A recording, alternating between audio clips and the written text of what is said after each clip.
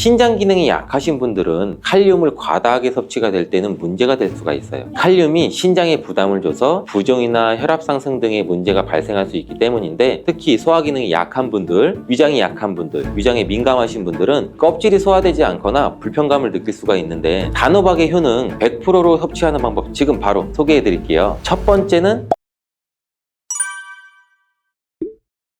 침침한 눈이 밝아지고 뱃살이 쏙 빠지려면 단호박을 이렇게 드셔야 됩니다.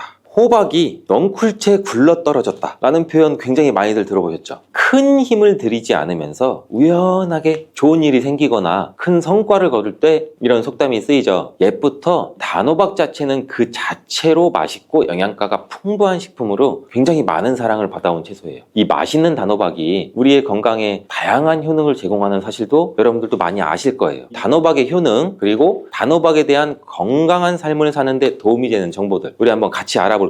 단호박은 맛도 좋고 건강에 굉장히 많은 효능을 가지고 있는 정말 훌륭한 식품이에요. 이런 단호박의 놀라운 효능 5가지를 제가 지금 바로 알려드릴게요. 첫 번째 효능은 심혈관 건강 개선이에요. 단호박에는 불포화 지방산과 식이섬유가 풍부하게 들어있는데, 이런 성분이 우리 콜레스테롤 수치도 조절해주고 혈액순환도 원활하게 도와줘요. 또 이 불포화 지방산은 체내에 축적된 나쁜 콜레스테롤도 감소시키고 혈관벽도 건강하게 유지하는 데에도 효과가 있어요. 칼륨은 또 혈압 조절에도 굉장히 효과적이죠. 나트륨의 작용도 중화시키고 혈압 상승도 도움을 주고. 그래서 이 칼륨이 풍부한 단호박은 고혈압 예방이나 관리에 굉장히 도움을 줄 수 있는 식품이기도 해요. 평소에 심혈관 질환이 걱정되거나 고혈압을 관리하고자 하는 분들한테는 단호박이 매우 좋은 식품인데, 단호박을 자주 섭취하게 되면 혈액순환도 개선되고 혈압이 안정적으로 되고 심장 질환 예방에도 매우 효과적이기 때문에 이 심혈관 건강을 지키는 데는 굉장히 큰 도움이 돼요. 심혈관 건강 이제부터는 단호박으로 한번 예방해 보세요. 단호박의 두 번째 효능은 다이어트에 효과가 좋다는 거예요. 단호박은 저칼로리 식품이고 다이어트를 할 때 섭취하면 굉장히 좋은 음식인데, 단호박이 가지고 있는 열량은 100g당 약 40에서 50칼로리 정도밖에 안 되는데, 보통 다이어트 하실 때 고구마 많이들 드시잖아요. 고구마가 갖고 있는 열량은 100g당 약 85에서 110칼로리라고 해요. 단호박의 칼로리는 고구마의 반도 안 돼요. 그래서 단호박은 다이어트 할 때 칼로리 걱정 없이 먹을 수 있는 식품 중에 하나인데, 거기다가 이 식이섬유도 풍부해서 포만감도 오래 유지시켜줘요. 이러한 특징 때문에 간식 대신 단호박을 드시면 과식도 방지할 수 있고 우리 체중 조절에도 효과적이에요. 또한 단호박의 식이섬유는 소화가 잘 되지 않아서 장에서 천천히 흡수가 되기 때문에 혈당 조절에도 굉장히 유익한데, 급격한 혈당 상승도 막아주고 다이어트 중에서도 혈당이 급격히 떨어지지 않게 도와줘요. 또 다이어트 중에 발생할 수 있는 변비까지 예방해 줄 수가 있기 때문에 체중 감량을 도울 뿐 아니라 우리 장 건강도 함께 챙길 수가 있겠죠. 다이어트 중이라면 단호박 간식이나 식사 대용으로도 한번 활용해 보세요. 맛도 좋고 영양도 풍부한 최고의 다이어트 식품이에요. 단호박의 세 번째 효능은 바로 눈 건강에 도움이 된다는 점이에요. 단호박은 당근과 마찬가지로 비타민 A와 베타카로틴이 굉장히 풍부하게 들어있는데, 두 성분은 우리 눈의 건강을 지키는데 굉장히 중요한 역할을 해요. 비타민 A는 눈의 망막을 건강하게 유지하는 데 도움을 주고 시력 저하도 예방하는 데 굉장히 효과적이에요. 특히 야맹증 예방에도 도움을 줄 수가 있고, 이 베타카로틴은 강력한 항산화 작용도 같이 해서 우리 눈의 피로도 덜어줘요. 근데 노화를 늦추는 데도 도움을 줄 수가 있겠죠. 혹시 하루 종일 스마트폰을 보고 모니터를 많이 보고 계시지 않으세요? 화면을 계속 들여다보는 현대인들한테는 단호박에 들어있는 비타민 A, 특히 중요한 영양소라고 할 수 있는데, 눈이 피로하거나 건조감을 느끼시는 분들한테는 단호박은 자연적인 해결책이 또 될 수가 있어요. 단호박을 섭취하면 눈 건강도 지키고 나이가 들면서 생길 수 있는 시력 저하나 노화 방지에도 도움을 줄 수 있는 식품이에요. 단호박은 정말 건강에 많은 이점이 있는 식품이죠. 단호박의 놀라운 효능 네 번째는 면역력 강화죠. 단호박에는 비타민 C와 아연이 풍부하게 들어있죠. 비타민 C는 면역세포를 활성화시켜서 감염 예방에 큰 도움을 주고, 아연은 또 백혈구의 생성도 돕고 체내에서 염증 반응도 조절하고, 단호박은 면역력도 길러주는 성분도 들어있다. 이렇게 알고 계시면 되는데, 겨울이나 특히 환절기, 감기나 독감 예방을 위해서도 면역력 증가도 원하시면 단호박을 또 꾸준히 섭취하는 게 굉장히 좋은 식습관이 되겠죠. 또 자주 피로감을 느끼거나 감기나 이런 데 쉽게 노출되시는 분, 단호박이 아주 좋은 식품이라는 거 알고 계시면 분명 도움이 되실 거예요. 단호박의 5번째 효능은 부종과 붓기를 개선하는 데 도움을 주는 거예요.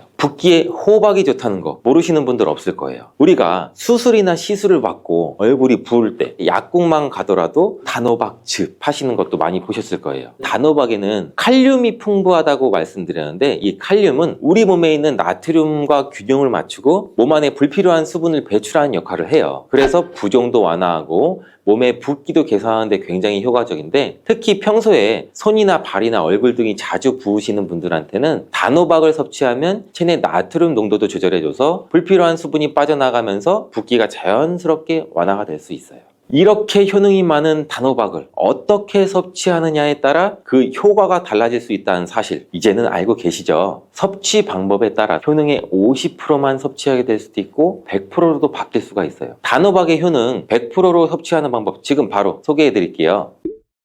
첫 번째는 껍질까지 섭취하는 거예요. 단호박의 껍질은 과육과 견줘봐도 손색 없을 정도의 많은 영양소를 포함하고 있어요. 단호박의 껍질에는 대부분 폴리페놀이라는 게 함유되어 있고 드실 때는 꼭 껍질까지 함께 드시는 게 굉장히 중요한데, 단호박 껍질에는 단호박 속 알맹이에는 없는 페놀산이 들어있어요. 페놀산은 우리 노화도 방지해주고 혈액순환도 도와줘서 심혈관 질환 예방에도 굉장히 효과적이에요. 또 이 껍질에는 비타민 A랑 C 이러한 항산화 물질들이 포함되어 있어서 피부 건강과 면역력 강화에도 굉장히 효과적이에요. 그래서 단호박을 섭취할 때는 꼭 껍질까지 함께 드시는 게 좋은데, 물론 껍질을 드실 때는 꼭 깨끗하게 세척을 하고 농약이나 불순물 같은 게 묻어있지 않은지 잘 확인하고 드시는 게 중요하겠죠. 그리고 껍질이 두껍고 질기게 느끼신다면 부드럽게 찌거나 껍질째 구워서 섭취하면 훨씬 더 편안하게 드실 수가 있어요. 단호박은 버릴 게 하나도 없는 채소인데 호박잎도 몸에 굉장히 유익하다는 거 혹시 알고 계시나요? 호박잎은 비타민 A랑 C랑 칼슘, 철분이 풍부해서 뼈 건강에도 도움이 되고 항산화 성분도 많고 우리 몸에 염증도 줄여주고 소화 기능을 돕는 데도 굉장히 효과적이에요. 특히 피로 회복에도 좋고 우리 몸에 독소를 배출하는 데도 도움을 줄 수가 있는데, 호박잎은 찜이나 국, 볶음 등으로 다양하게 요리해서 섭취할 수가 있고, 호박잎을 섭취하는 것도 단호박을 더 효과적으로 활용하는 좋은 방법이니 버리지 말고 꼭 같이 요리해서 드셔보세요. 단호박을 드실 때 호박씨 빼놓을 수 없죠. 호박씨가 수면내에 도움을 준다는 거 혹시 들어보셨어요? 호박씨에는 트립토판이라는 성분이 들어있어서 이 성분은 수면 개선에 큰 도움을 줄 수 있는 성분이에요. 트립토판이라는 성분은 우리 수면 리듬을 조절해주는 세로토닌과 멜라토닌으로 변환이 되는데, 불면증이나 수면의 질이 낮은 분들한테는 호박씨는 정말 유용한 식품이에요. 이 호박씨에는 또 단백질과 건강한 지방이 풍부해서 혈당 조절에도 도움을 줄 수가 있는데, 혈당이 급격히 오르거나 내리는 것도 막아주고 당뇨병 예방에도 굉장히 효과적이에요. 그래서 호박씨는 다이어트에도 매우 좋고 식사 후 간식으로 섭취하면 또 포만감도 오래 유지시킬 수가 있겠죠. 여담으로 우리 왜 다른 사람 단점을 뒤에서 막 얘기하는 거 보고 뒷담화한다고 하잖아요. 근데 비속어로 호박씨 깐다 이러잖아요. 과연 어떤 것 때문에 이런 이야기가 나왔을까요? 저도 궁금해요. 혹시 아시는 분들 댓글 한번 달아주세요.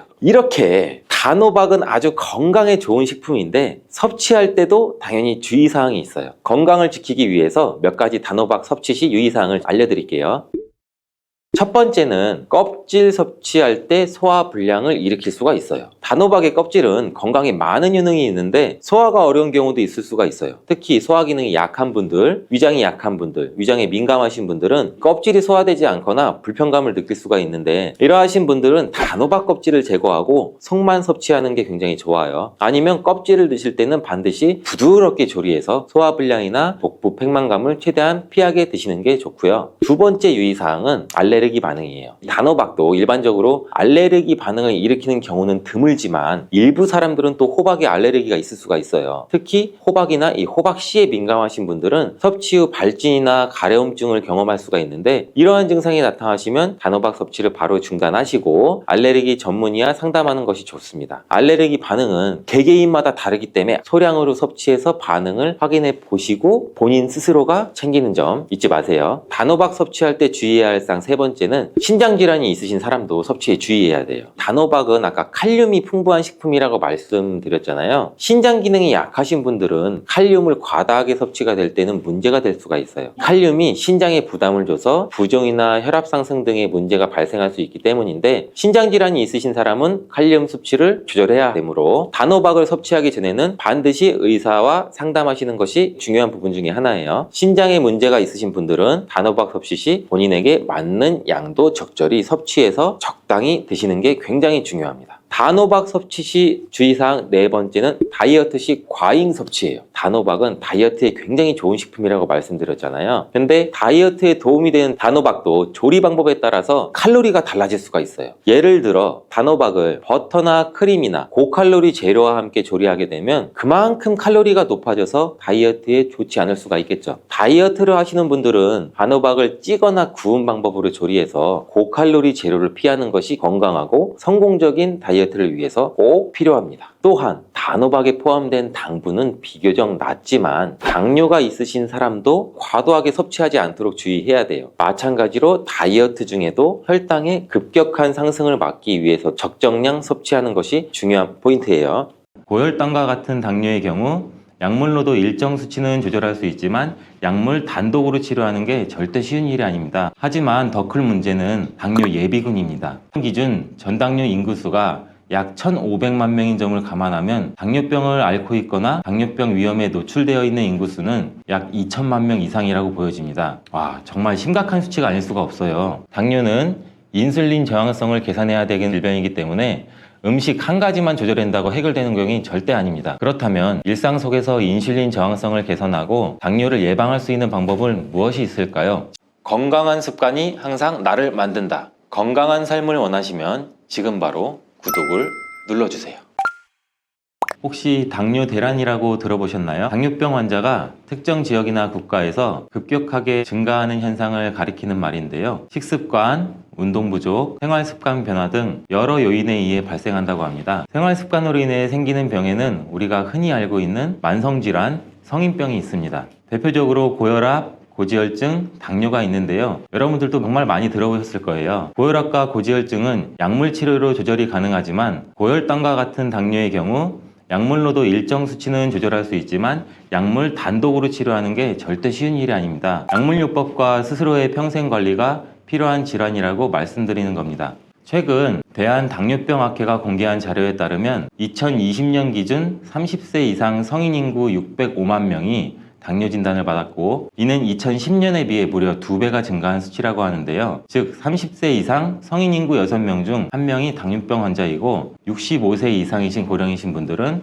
10명 중 3명이 당뇨병 환자라는 이야기입니다. 10년 전 당뇨병학회에서는 40년 뒤인 2050년에는 당뇨병 환자가 591만 명에 이를 것이라고 전망했지만 10년 만에 2배 가까이 폭증했고, 이 수치만 보더라도 당뇨 대란이라는 말이 나올 수밖에 없는 상황인 거죠. 예전에는 40대 이상의 성인이나 노인성 질환으로 알고 있던 당뇨가 식습관의 변화로 20대와 30대에 젊은 당뇨 환자 수가 급증하고 있는데요. 2020년 20대의 당뇨 치료 환자 수가 약 4만 명으로 조사됐는데, 이는 2018년도와 비교했을 때 47.7%나 늘어난 것으로 조사되었습니다. 하지만 더 큰 문제는 당뇨 예비군입니다. 당뇨 예비군이란 말 들어보셨나요? 당뇨 전 단계 또는 전 당뇨라고 부르며 당뇨병 진단 기준에는 미치지 않을 뿐 정상적인 혈당 수치보다는 높은 상태를 뜻하는데요. 2020년 기준 전당뇨 인구수가 약 1,500만 명인 점을 감안하면 당뇨병을 앓고 있거나 당뇨병 위험에 노출되어 있는 인구수는 약 2천만 명 이상이라고 보여집니다. 국민의 40% 이상이 당뇨이거나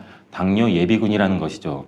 와, 정말 심각한 수치가 아닐 수가 없어요. 그럼 간단히 당뇨 수치에 대해서 알아보면, 건강한 신체의 경우 우리가 공복 혈당은 100 아래를 유지해야 되고, 식후 1시간 후 혈당은 170 이하, 식후 2시간 후 혈당은 140 이하를 유지하지만 전당뇨 단계에서는 공복 혈당이 100 이상으로 올라가고 식후 2시간 혈당 또한 140에서 200 사이 정도가 됩니다. 그러나 당뇨 수치가 200이 넘어가는 상태가 어느 정도 지속이 되면 병원에서 더 자세한 혈액 검사를 통해 당화혈색소 측정 같은 당뇨 검사를 받아보시는 게 좋습니다. 앞서 설명드린 것처럼 당뇨 전 단계, 즉 예비군이란 상태는 당뇨병 진단만 받지 않았을 뿐 당뇨 시작 단계라고 보셔야 됩니다. 우리가 이렇게 당뇨로 가지 않기 위해서는 생활 습관을 적극적으로 개선해야 되는데 일상생활 속에서 손쉽게 혈당 관리와 당뇨를 예방할 수 있는 방법들이 많이 있습니다. 이러한 방법을 설명하기에 앞서 많은 분들이 잘못 알고 계시는 상식 두 가지를 짚고 넘어가려고 하는데요. 당뇨병 관리법으로 식사량만 줄이면 혈당이 확 낮아진다고 알고 계시는 분들이 정말 많아요. 하지만 무조건 그런 것은 아닌데 비만 당뇨가 아닌 마른 당뇨의 경우 반대로 체중을 찌워야 되기 때문에 식사량을 제한하는 것이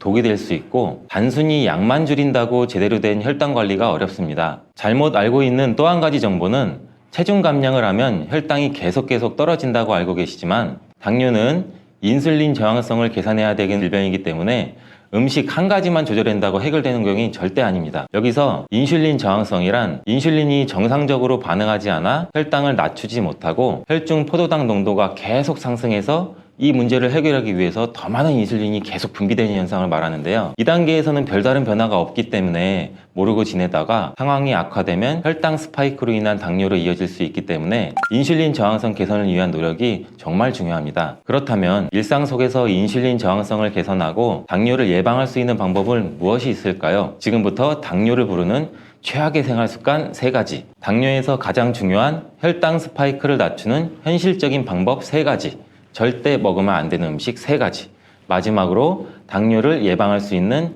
기적의 식재료 2가지를 알려드리겠습니다.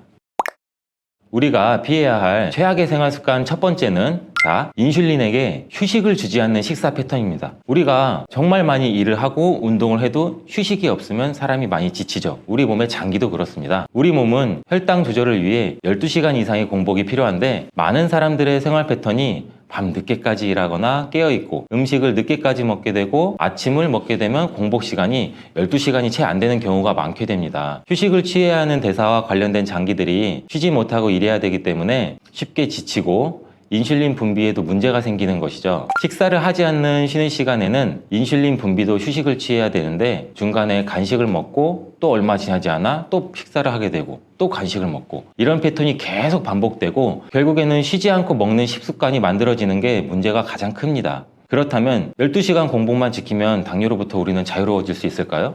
절대 그렇지 않습니다. 앞서 말씀드린 것처럼 운동, 수면, 스트레스 이러한 복합적인 생활습관 관리가 정말 중요하게 필요한데 당뇨를 부르는 최악의 습관 2번째가 바로 스트레스 방치와 불규칙한 수면입니다. 많은 분들이 당뇨는 약 잘 챙겨 먹고 나는 음식은 좋은 음식 먹을 거야, 운동으로만 관리하면 된다고 생각해서 수면과 스트레스 관리는 전혀 신경 쓰지 않는데요. 다양한 연구 결과에 따르면 수면은 혈당 조절에 아주 긍정적인 영향을 미치고 우리 몸의 호르몬 분비와 신진대사에 직접적으로 연관이 있다고 합니다.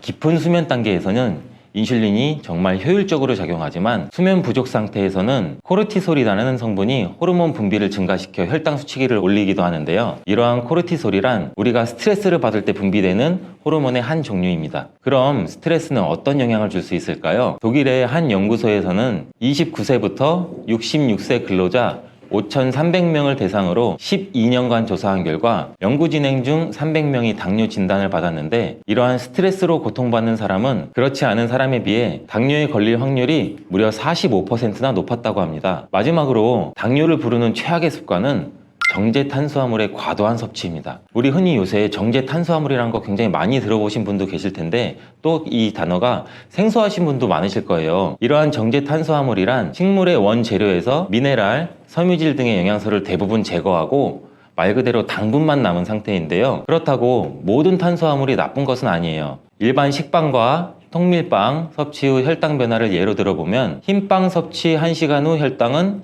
200 정도로 나오고 통밀빵은 약 140 정도로 흰빵과 비교했을 때 통밀빵은 혈당이 굉장히 안정적인 편입니다. 당뇨가 있으신 분들은 탄수화물 조절을 가장 힘들어 하시는데 무조건 참다 보면 언젠가는 시국이 폭발하여 과다 섭취를 할 확률이 굉장히 높습니다. 그러니 탄수화물을 단번에 제한하지 마시고 통곡물, 콩, 고구마, 귀리 등 이렇게 비정제 탄수화물로 대체하여 극복하는 것이 좋습니다. 이쯤에서 무엇을 어떻게 먹어야 할까라는 의문이 생기실 것 같습니다. 당뇨 예방, 혈당 스파이크를 낮추는 현실적인 방법 3가지를 제가 지금 바로 알려드릴게요.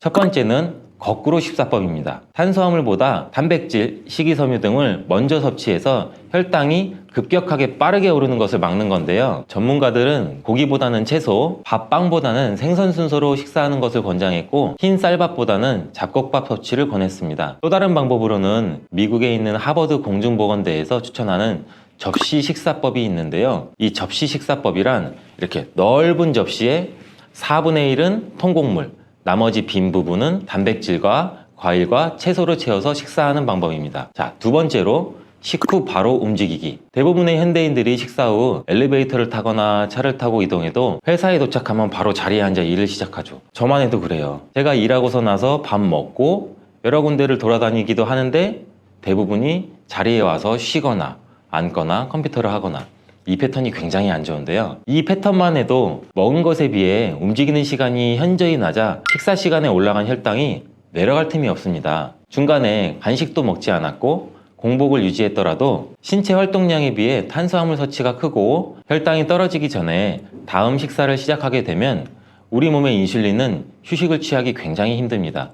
그렇기 때문에 먹는 양, 먹는 종류와 상관없이 식사하시고 계단을 오른다든지 잠깐이라도 산책을 하는 것이 매우 중요합니다. 마지막으로 3번째는 최악의 습관에서 언급되었던 정제 탄수화물을 피하는 것입니다. 실제로 탄수화물 섭취 후 혈당이 올라가기 때문에 당뇨 환자들은 모든 탄수화물을 극단적으로 제한하는 경우가 있습니다. 극단적으로 끊고 쌀밥 안 먹어, 이렇게 갑자기 끊으면 오히려 우리 몸에 더 나쁜 악영향을 미치게 되는데요. 쌀을 무조건 끊어야 된다는 생각에 쌀 대신 단백질 위주의 식단을 하시는 분들도 굉장히 많습니다. 그런데 우리나라에서 쌀 소비량이 줄고 있는 것에 비해 당뇨 환자 수는 굉장히 늘고 있다고 하니 단순히 탄수화물 섭취의 문제가 아니라고 생각됩니다. 앞서 말씀드린 것처럼 탄수화물이 문제가 아니라 흰 설탕, 흰 밀가루, 이러한 정제 탄수화물이 문제가 되기 때문에 정제 탄수화물을 철저하게 끊으시는 게 굉장히 중요합니다. 탄수화물 중단이 어려우신 분들은 비타민, 무기질, 영양소가 풍부하며 섬유질이 많아 우리 몸에 쌓이는 나쁜 콜레스테롤 수치를 낮춰주는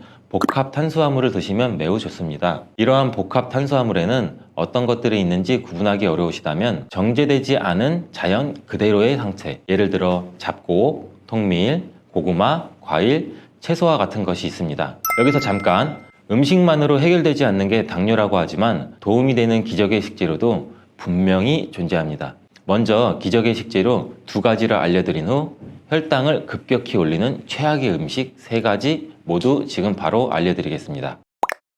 기적의 식재료 첫 번째는 바로 삶은 달걀입니다. 삶은 달걀은 기름이나 각종 소스가 들어가지 않은 이러한 자연 그대로의 상태이기 때문에 양질의 단백질을 섭취할 수가 있는 아주 좋은 요리인데요. 우리가 탄수화물을 먹을 때 단백질을 함께 곁들이게 되면 혈당 상승 속도를 완만하게 만들어줘서 혈당이 급격히 높아지는 것을 잡아줍니다. 또한 이렇게 당뇨를 예방하게 되는 기적의 식재료 2번째는 당근인데요. 다른 채소에 비해 당 함량이 높은 편이지만 이러한 당근에는 식이섬유, 미네랄, 비타민이 풍부하기 때문에 당뇨 환자에게 아주 좋은 음식입니다. 기름에 열을 가해 볶아 드시거나 시간이 부족할 경우 생으로 드시는 것도 좋지만 간편하게 주스로도 드셔보세요. 대부분의 과일은 주스로 만들게 되면 당흡수가 올라가 보내드리지 않지만 당근의 경우 주스로 만들어 먹더라도 당이 많이 올라가지 않기 때문에 전혀 걱정하지 않으셔도 됩니다. 반대로 이렇게 혈당을 급격히 올리는 최악을 한번 알아볼까요?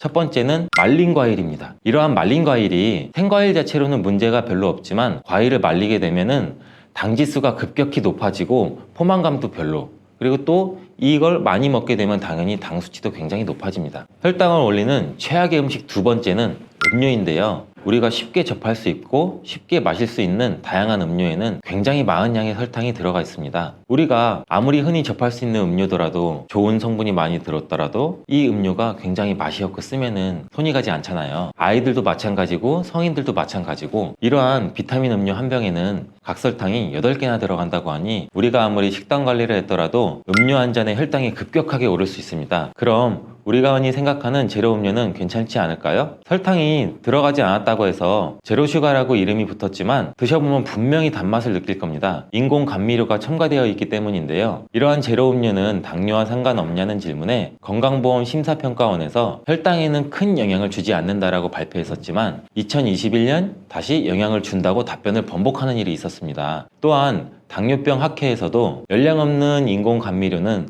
혈당 개선 효과를 보여주지 못했다고 발표했습니다. 마지막 세 번째는 어떤 것이 있을까요? 바로 우리가 굉장히 많이 먹고 저도 좋아하는 달달한 믹스커피인데요. 설탕이 안 좋다고 하는 이유 중 하나가 정제된 탄수화물이고 혈당을 급격히 올리기 때문인데, 이러한 믹스커피에는 설탕이 약 1.5스푼 정도 들어가 있습니다. 육안으로 봤을 때는 굉장히 적은 양이지만 하루에 믹스커피 여러 잔을 마시거나 꾸준히 마셨을 때는 혈당에 영향을 끼칠 수가 있기 때문에 카페인 섭취를 위함이라면 아무것도 첨가되지 않은 아메리카노를 추천드립니다. 이렇게 우리 몸을 지키기 위한 습관과 음식에 대해 알아보았는데요. 모두가 똑똑하고 현명한 생활 습관과 식습관으로 건강한 하루하루를 보냈으면 좋겠습니다. 대부분 소고기, 돼지고기 뭐 이런 고기 등을 많이 먹어야 체력이 보충되고 건강에 이롭다고 알고 계시는 분들도 많으실 거예요. 하지만 붉은 고기에는 포화지방과 같은 유해 물질이 포함되어 있을 수 있고, 이는 췌장암의 위험 요소로도 작용할 수 있기 때문에 굳이 고기를 섭취를 안 하셔도 되는데, 소고기, 양고기는 고지방식으로 분류가 되기 때문에 특히 지방이 많은 부위는 췌장암 위험과도 관련이 있을 수가 있고, 햄, 소시지 등 가공된 붉은 고기가 제일 안 좋죠. 세계보건기구 WHO에서는 발암물질 1급으로 등재가 되어 있어요. 그만큼 피하시는 게 좋은데 안전한 조리법으로 적당히 드시는 게 가장 좋습니다. 아무래도 고탄수화물식과 당이 많이 들어간 음식을 섭취하게 되면 혈당이 급격하게 상승되고, 이를 조절하기 위해서 췌장에서 많은 양을 인슐린을 분비하기 때문에 이 과정이 반복되면 과도하게 자극을 받아 손상도 입을 수가 있고, 인슐린 수치도 지속적으로 높을 경우에는 췌장암 발생과도 관련이 있다고 해요. 그리고 이러한 습관은 체중 증가와 비만, 당뇨병의 발생의 위험률도 높일 수가 있는데,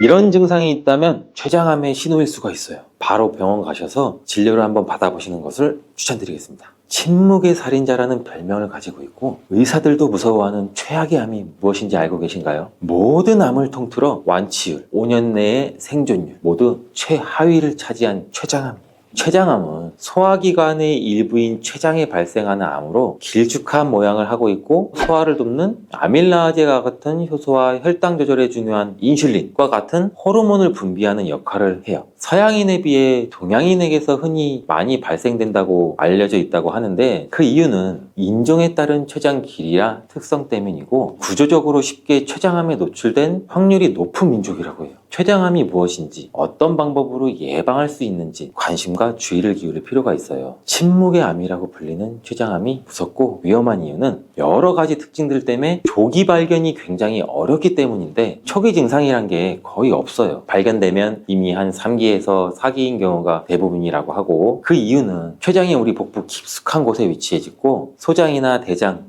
십이지장, 위비장 등에 둘러싸여 있어서 다른 장기와는 달리 육안으로 증상을 확인하기가 굉장히 힘들다고 해요. 종양이 췌장의 또 머리 부분에 위치할 경우 담관을 막아서 명확한 증상을 유발시키기도 한데, 몸통이나 꼬리 쪽에 생길 경우에는 이렇다 할 증상이 나타나지 않을 수가 있어서 진단이 굉장히 힘들다고 해요. 그리고 다른 암에 비해 전이 속도가 또 매우 빠르다는 특징이 있어서 환자분들께서 증상을 느끼고 병원을 방문했을 때는 이미 병이 어느 정도 진행된 상태인 경우도 많고, 치료도 쉽지가 않다고 하는데, 방사선 치료나 항암 치료에 대한 반응이 다른 암에 비해서 낮은 편이고, 췌장암이 가지고 있는 이 특수한 유전자 변이가 치료에 대한 저항성을 증가시키기 때문이라고 해요. 수술이 잘 되더라도 육안으로는 보이지 않는 미세한 암이 남아있는 경우도 많아 미세 전이도 잘 되고, 대부분 암이 진행된 후 발견되는 경우도 많고, 수술 절제가 가능한 케이스는 20% 이내라고도 하더라고요. 운 좋게 수술을 하더라도 5년 생존율이 14.3% 정도고, 초기부터 말기까지 췌장암 전체적인 단계에서 5년 생존율은 단 5%밖에 되지 않는다고 하네요.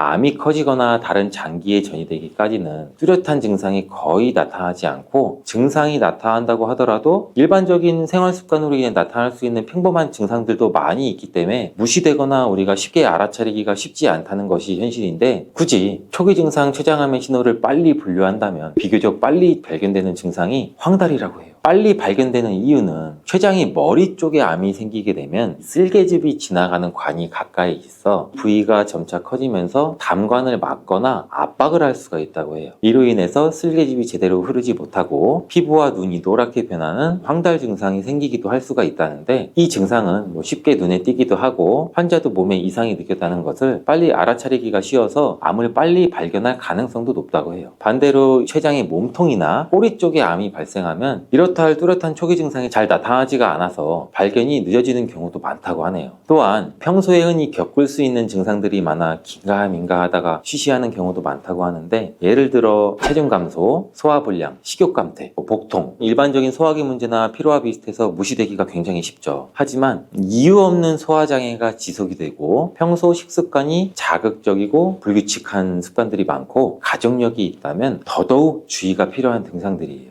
췌장은 아밀라아제와 리파아제 같은 소화 효소를 만들어서 우리가 먹은 음식은 잘게 분해하고 영양분을 흡수하도록 돕는 중요 기관인데, 췌장에 문제가 생기면 소화를 돕는 효소를 충분히 만들어내지 못하겠죠. 그래서 음식이 잘 소화되지 않고 음식을 먹더라도 속이 더부룩하거나 불편해질 수가 있어요. 췌장암이 커지게 되면 췌장 주변에 있는 소화기관을 압박해서 이로 인해 음식이 소화기관을 통과하는 과정이 느려지거나 방해를 받아 소화가 원활하게 이루어지지 않게 되고, 암이 진행되면 우리 신체에서는 암을 인식해 염증 반응을 일으킬 수가 있기 때문에 소화 기능을 포함한 여러 신체 기능에 영향을 미쳐서 식욕이 떨어지는 등의 증상이 발생될 수가 있는 거죠. 다음으로는 누웠을 때 느껴지는 허리 통증을 꼽을 수가 있는데, 그 이유는 췌장의 위치와 암의 성장 방향 때문이에요. 췌장은 깊숙이 위와 척추 사이에 위치해 있고, 췌장에 생긴 종양이 커지게 되면 췌장 뒤쪽에 있는 신경이 척추를 압박할 수도 있다고 해요. 그래서 허리 통증도 유발할 수가 있고,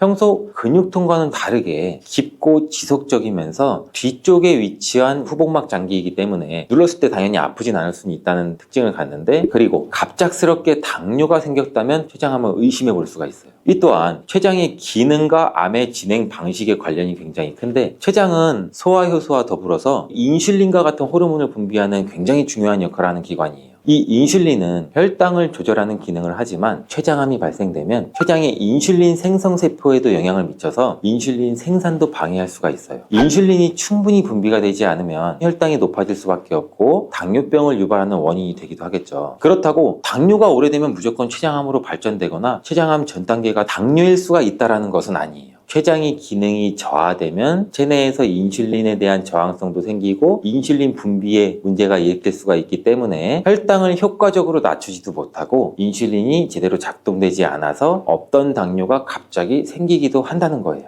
혹시 치주질환이 췌장암과 연관이 있다는 이야기를 들어보신 분도 계신가요? 치주질환이 있는 분은 반드시 췌장암에 걸리는 게 당연히 아니지만 일부 연구에서는 췌장암의 위험 요인 중 하나로 제시가 되기도 했어요. 그 이유는 치주질환이 발생하게 되면 이 구강 내 만성적인 염증도 유발하는데, 이 염증은 정신질환과도 연관될 수 있고 구강 내 박테리아와 독소로 인해서 체내 염증 반응도 증가시킬 수 있다고 해요. 치주질환은 췌장암뿐만 아니라 폐암, 위장암 등 다양한 암의 발병에 영향을 미칠 수가 있는데, 이가 썩은 것이 없고 잇몸이 튼튼해야 전신 건강에 좋다는 말이 있듯이 정기적인 치과 검진과 평소 구강 관리도 잘 하는 것이 중요합니다. 어떤 병이든 예방을 하기 위해서는 좋은 것보다도 나쁜 것을 피하고 하지 않는 것이 중요한데, 췌장암 예방을 위해서 꼭 끊어야 하는 음식들도 있습니다. 가장 대표적인 것이 술과 담배입니다. 흡연은 췌장암의 발생 위험을 크게 증가시키는 중요한 요인으로 작용하고, 그 이유는 발암물질에 직접적으로 노출되는데, 담배 연기에는 수천 가지 화학물질이 포함되어 있는 거 아시죠? 그중 약 70여 개가 발암성으로 알려져 있는데, 이러한 발암물질은 체내에서 흡수돼서 췌장세포에 도달해서 DNA 손상까지 유발하게 되죠. 그로 인해서 세포가 비정상적으로 변형되고 암세포로도 발전될 가능성이 높아지겠죠. 연구에 따르면 흡연자들은 비흡연자에 비해서 췌장암 걸릴 확률이 2배에서 3배 정도 높고 흡연량이나 기간이 많아질수록 위험도는 더 증가한다고 해요. 금연 후 10년에서 15년 정도 시간이 지나면 췌장암 위험률이 비흡연자 수준으로 가까워진다고 하니 흡연이 직접적인 원인 중 하나가 될 가능성이 있다는 말이겠죠. 또한 음주는 아시다시피 간암을 포함한 여러 종류의 암과도 관련이 있는데 특히 만성 음주로 인한 만성 췌장염은 췌장세포를 지속적으로 손상시키고 이로 인해 세포의 유전자 변이나 기능장애도 유발시킬 수가 있겠죠. 만성 췌장염은 췌장암의 중요한 위험인자로 알려져 있기 때문에 음주로 인해 염증과 손상이 누적되면 암 발생 위험률이 당연히 높아질 수밖에 없고 이 외에도 고탄수화물식, 당이 많이 들어간 음식 등을 피하시는 것이 좋고 포화지방이 많이 들어있는 붉은 고기를 과량 섭취하는 것도 피하시는 게 도움이 돼요. 대부분 소고기, 돼지고기 이런 고기 등을 많이 먹어야 체력이 보충되고 건강에 이롭다고 알고 계시는 분들도 많으실 거예요. 하지만 붉은 고기에는 포화지방과 같은 유해물질이 포함되어 있을 수 있고 이는 췌장암의 위험 요소로도 작용할 수 있기 때문에 굳이 고기를 섭취를 안 하셔도 되는데 소고기, 양고기는 고지방식으로 분류가 되기 때문에 특히 지방이 많은 부위는 췌장암 위험과도 관련이 있을 수가 있고 햄, 소시지 등 가공된 붉은 고기가 제일 안 좋죠. 세계보건기구 WHO에서는 발암물질 1급으로 등재가 되어 있어요. 그만큼 피하시는 게 좋은데 안전한 조리법으로 적당히 드시는 게 가장 좋습니다. 아무래도 고탄수화물식과 당이 많이 들어간 음식을 섭취하게 되면 혈당이 급격하게 상승되고 이를 조절하기 위해서 췌장에서 많은 양의 인슐린을 분비하기 때문에 이 과정이 반복되면 과도하게 자극을 받아 손상도 입을 수가 있고 인슐린 수치도 지속적으로 높을 경우에는 췌장암 발생과도 관련이 있다고 해요. 그리고 이러한 습관은 체중 증가와 비만, 당뇨병의 발생의 위험률도 높일 수가 있는데 비만과 당뇨병은 췌장암의 주요 위험 요소로 알려져 있기 때문에 균형 잡힌 식단을 유지하는 게 매우 중요해요. 그렇다면 췌장암을 예방할 수 있는 균형 잡힌 식단에는 어떤 것이 있을까요?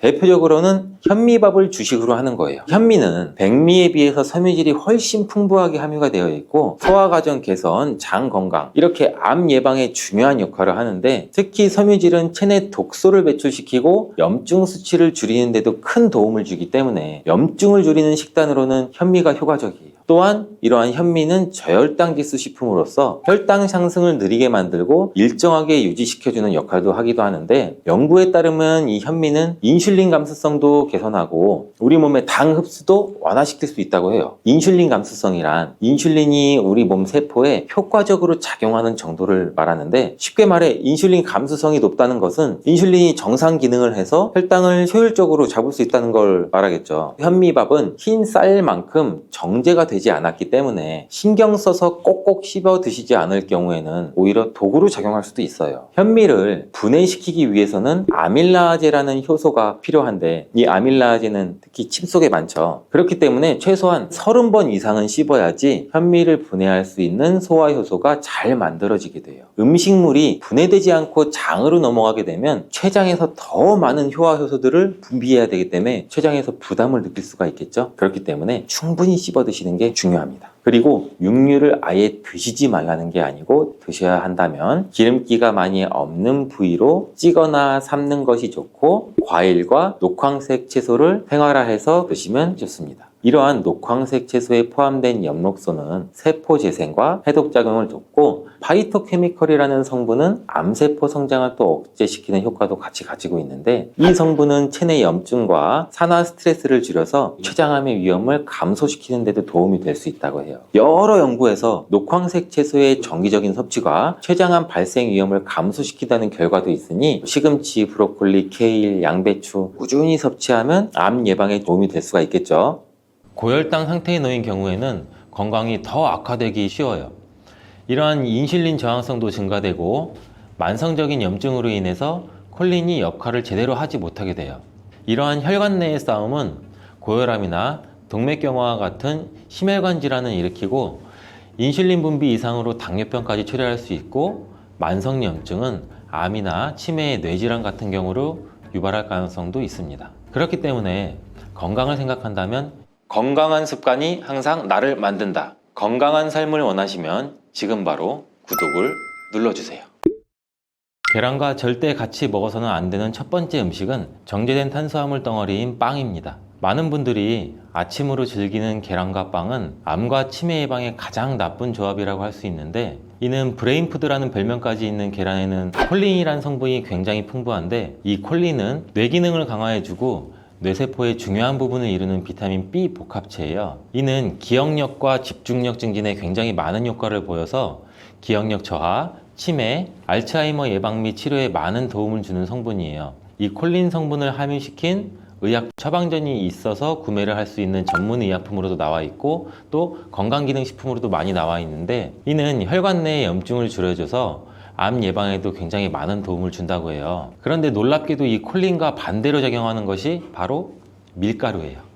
이 밀가루는 75% 이상이 탄수화물로 구성되어 있고, 이런 저품질의 탄수화물이 많은 빵을 먹게 되면 혈당 수치가 올라가는 혈당 스파이크, 이 혈당 스파이크는 갑자기 혈당이 치솟는 경우거든요. 이게 발생하고 이로 인해서 혈관이랑 뇌세포에도 손상을 줘요. 계란과 빵을 같이 먹게 되면 우리 몸에서는 마치 전쟁이 일어나는 것처럼 그런 현상이 일어나게 되는데, 어떤 현상이냐면 계란 속에 들어있는 콜린은 뇌세포를 보호하기 위해서 방어막을 형성하려 하는데, 이때 빵에서 나온 탄수화물에 의해 생성된 독소가 이 방어막을 파괴하게 돼요. 계속 싸우고 전쟁을 일으키는 거죠. 특히 백미로 이루어진 쌀밥, 빵 같은 정제된 탄수화물로 된 음식을 자주 섭취해서 고혈당 상태에 놓인 경우에는 건강이 더 악화되기 쉬워요. 이러한 인슐린 저항성도 증가되고 만성적인 염증으로 인해서 콜린이 역할을 제대로 하지 못하게 돼요. 이러한 혈관 내의 싸움은 고혈압이나 동맥경화와 같은 심혈관 질환을 일으키고, 인슐린 분비 이상으로 당뇨병까지 초래할 수 있고, 만성염증은 암이나 치매의 뇌질환 같은 경우로 유발할 가능성도 있습니다. 그렇기 때문에 건강을 생각한다면 계란과 함께 정제된 밀가루를 사용하지 않은 통밀빵, 곡물빵, 이런 다른 음식들을 선택하는 것이 좋은 선택이 될 수가 있습니다. 또한 레몬과 같은 강산성 과일도 계란과 함께 먹으면 안 됩니다. 왜냐하면 이 강산성 과일은 높은 산도가 있어서 계란의 단백질 구조에 영향을 미치는데, 레몬이나 다른 강산성 과일에 포함된 산이 계란 속의 단백질과 반응하면 단백질이 응고가 돼요. 굳어요. 그래서 소화가 어려워질 수가 있고, 이를 통해서 위나 소화기관 내에서 단백질 응고를 유발시켜서 소화 과정도 방해하고 우리가 더부룩해지고 소화로 인한 질병이 발생할 수 있는 거죠. 특히 단백질의 소화랑 흡수가 저해되면 속이 더부룩한 불편함으로 시작돼서 심한 경우에는 배가 아픈 복통, 그리고 설사와 같은 증상이 나타날 수 있는데, 계란을 섭취할 때는 레몬이나 다른 강산성 과일과 함께 드시는 것을 피하는 게 좋습니다. 두유와 콩국물과 계란을 함께 같이 먹는 것도 좋지 않습니다. 아침 식사로 두유와 계란을 드시거나 체중 관리와 다이어트를 위해 섭취하는 분들이 굉장히 많아지고 있는데, 이 두유 속에 들어있는 트립신이라는 성분이 있는데, 이는 계란에 들어있는 알부민과 같이 결합해서 영양소를 파괴하게 돼요. 이 계란은 노화로 인해서 근육 손실과 근육 감소증에 예방이 되는 우수한 단백질을 굉장히 많이 포함하고 있는데, 계란 자체에는 비타민도 풍부하고 미네랄도 풍부해요. 근데 이 두유랑 함께 섭취할 경우는 이 영양 성분들의 이점을 충분히 얻지 못하게 되는 결과를 초래하는데, 혹시 계란과 녹차나 홍차 같은 경우도 함께 드신 적이 있어요? 이러한 차들도 피해야 돼요. 그 이유는 찻잎 속에 있는 탄닌이라는 성분이 계란의 단백질과 결합을 해서 탄닌 단백질을 형성하게 돼요. 이는 우리 위랑 장에 문제를 일으킬 수 있고, 이 탄닌 단백질은 우리 몸의 장의 연동운동, 올라가고 내려가고 장이 주물떡거리고 우리가 변을 잘 보아야 되는데, 이런 장의 연동운동까지도 늦추게 되고, 또 장내 환경도 악화시켜서 변비를 유발할 수도 있고, 아니면 발암물질의 체내 흡수 가능성을 높일 수가 있어요. 이렇게 탄닌과 계란의 조합이 건강에 악영향을 주기 때문에 계란과 감을 함께 드시는 것도 안 좋습니다. 계란을 먹은 뒤에 감을 드시면 가벼운 두통과 설사, 그리고 구토 증상까지 나타날 수 있으며, 심각한 경우에는 급성 위장병이 나타날 수 있고, 또 폐결석도 나타날 수 있어요. 이런 이유도 감에 들어있는 탄닌 성분이 단백질 소화 기능을 방해하기 때문인데요. 이러한 탄닌은 위와 소화기관 안에서 단백질과 결합해서 덩어리를 형성하고 단백질의 분해 요소일 작용을 방해하기 때문입니다. 계란과 함께 섭취할 때는 탄닌이 들어있는 음식은 위험할 수 있습니다. 또 하나, 계란과 절대 함께 먹으면 안 되는 음식 중으로는 햄과 같은 가공육이 있습니다. 계란과 가공육의 조합은 정말 최악인데요. 계란은 고단백질인 필수 아미노산 비타민 B군을 풍부하게 함유하고 있지만 가공육과 같은 햄은 나트륨과 포화지방이 높은 경향이 많아요. 이런 가공육은 과도한 나트륨의 섭취랑 포화지방의 증가로 이어질 수 있으며 이를 계속 섭취하게 되면 혈관에 나쁜 콜레스테롤이 축적돼서 동맥경화와 같은 심장병, 뇌졸중, 이런 심혈관 질환 위험도 증가시킬 수가 있습니다. 또한 가공육에 포함된 첨가물과 방부제는 소화를 방해하고 장내 환경에 안 좋은 영향도 미칠 수가 있고, 계란을 드시는 것을 꺼려 하시는 분들은 계란이 콜레스테롤 수치를 올려서 우리 몸의 건강에 해롭다고 생각하시는 분들도 굉장히 많은데, 이 생각이 틀렸다는 것을 제가 알려드릴게요. 유독 계란이 콜레스테롤을 높여서 성인병을 유발하는 주범인 듯한 이야기는 왜 생길 걸까요, 도대체? 콜레스테롤이 함유된 식품은 계란 말고도 정말 많은데, 그 이유는 계란 한 알에 들어있는 콜레스테롤 양이 사람이 하루 섭취해야 할 콜레스테롤 양의 65%나 되기 때문입니다. 콜레스테롤 양만 따지면 계란 하나를 먹었다면 콜레스테롤이 든 다른 음식은 무조건 피하셔야 돼요. 근데 놀랍게도 계란은 이렇게 많은 콜레스테롤을 가지고 있는 동시에 콜린이라는 영양소까지 다량 함유하고 있어요. 이 콜린은 나쁜 콜레스테롤을 간으로 옮겨서 제거하는 기능도 갖고 있는데, 좋은 콜레스테롤인 HDL 수치도 같이 높여주는 거예요. 따라서 계란의 콜레스테롤은 콜린에 의해서 자연스럽게 좋은 콜레스테롤로 전환이 된다는 거죠. 그래서 계란을 한두 개 더 먹어도 전혀 문제가 되지 않아요. 만약 중증 심혈관 질환에 걸린 경우가 아니라면 일반적으로 하루 두세 개 정도의 계란 섭취는 건강을 지키는데 큰 도움이 될 수 있습니다. 이제 콜레스테롤 걱정 없이 우리 모두 계란을 먹어도 되겠죠? 당뇨가 있으신 분들도 마찬가지예요. 50대 이후가 되면 당뇨 환자가 급격히 많아지게 되는데, 당뇨는 정말 무서운 병이에요. 당뇨는 당뇨 한 가지만으로도 위험하지만 당뇨로 인한 고혈압, 심근경색, 뇌졸중, 치매, 다른 질병을 유발시키기 때문에 그런데, 당뇨의 원인 중 하나는 비만이 있는데, 이 비만 관리가 바로 당뇨 관리로 직결된다고 해도 과언이 아니죠. 근데 비만을 일으키는 원인 중 하나가 아침을 먹지 않는 것이라는 사실 여러분들 알고 계신가요? 이 경희대학교 연구팀이 발표한 논문에 따르면 아침 식사를 먹지 않는 사람은 그렇지 않은 사람보다 이 비만 위험이 1.5배나 높았고, 당뇨병 위험은 무려 2.1배나 높았습니다. 이렇듯 아침 식사를 거르면 우리 몸의 대사가 천천히 느려지면서 혈당 조절에도 좋지 않은 영향을 미치게 되는데, 이런 위험은 젊었을 때 발생하지 않아요. 차곡차곡 쌓여서 특히 중년 이후에 더 크게 나타나는데, 나이가 들면서 기초 대사량이 줄어들고 활동량도 감소하고 근육량도 감소하기 때문입니다. 따라서 나이가 들어갈수록 우리는 아침 식사뿐만이 아니라 규칙적인 식사를 하는 습관이 매우 중요한데요. 아침 식사에 가장 좋은 음식이 바로 계란입니다. 계란에는 우리 몸에 꼭 필요한 다양한 영양소가 풍부하게 들어있기 때문인데, 특히 당뇨 때문에 고생하시는 분들 굉장히 많으시죠. 이 당뇨 때문에 고생하시는 분들에게는 최고의 식품이라고 할 수가 있어요. 우선 계란에는 고품질의 단백질이 굉장히 많이 들어있는데, 계란 한 개에 약 6g 정도가 들어있고, 이 단백질이 포만감도 오래 유지시켜줘서 과식도 예방하는 데 굉장히 많은 도움이 되고, 또 이 단백질은 혈당을 조절하는 호르몬인 인크레틴이라는 호르몬 분비를 촉진시켜서 식후 혈당이 급격히 상승하는 혈당 스파이크도 억제하고 안정적으로 유지하는 데 굉장히 효과가 좋습니다. 이뿐 아니라 계란 노른자에 있는 비타민 D, 비타민 B, 콜린 등 중요한 영양소들이 풍부하게 들어있어 비타민 D는 인슐린 분비와 감수성을 높이고 면역력도 길러주고, 콜린은 간 건강에 도움을 줘서 지방간을 예방하는 데 굉장히 효과적인 성분입니다. 이 지방간은 비만과 당뇨의 위험 요인 중 하나인데,